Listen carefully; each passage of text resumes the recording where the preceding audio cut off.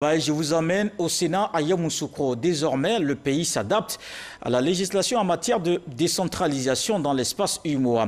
Le ministre du Budget et du portefeuille de l'État, Moussa Sanogo, était aujourd'hui face aux sénateurs.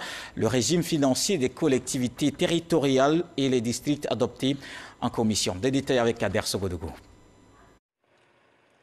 C'est en route pour Yamoussoukro, à la rencontre du Sénat, que Moussa Sanogo a appris le changement de dénomination de son ministère.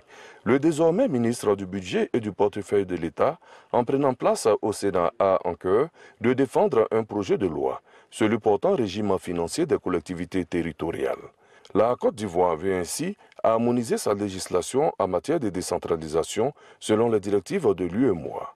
L'émissaire du président de la République énumère ici quelques innovations. L'extension du pouvoir de substitution de l'autorité de tutelle en matière financière au mandatement d'office des dépenses obligatoires.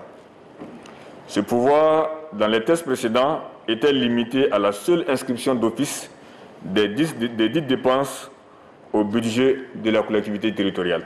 Le remboursement des annuités d'emprunt venant à échéance avant le vote du budget, dans la limite du quart des crédits ouverts au budget de l'exercice précédent. L'obligation d'élaborer un plan de trésorerie, la systématisation de la comptabilité matière pour retracer les existants et les mouvements concernant les biens meubles et immeubles, les valeurs de portefeuille et les stocks de matériel et fournitures. L'obligation de constituer des dotations aux amortissements et aux provisions pour dépréciation des actifs, ainsi que pour les risques et charges divers. L'institution du contrôle financier auprès des collectivités territoriales et des districts autonomes.